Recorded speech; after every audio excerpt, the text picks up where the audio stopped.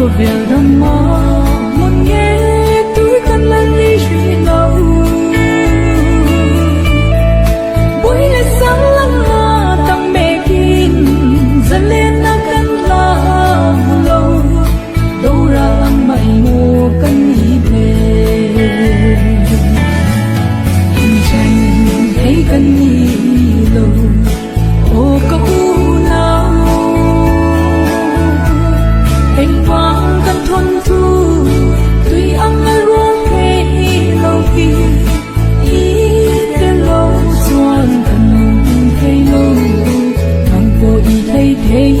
biết đón em đi lệ mà ngay nó cô đinh linh lâu quang qua là dịch tuy âm nhưng cần luồng ra lệ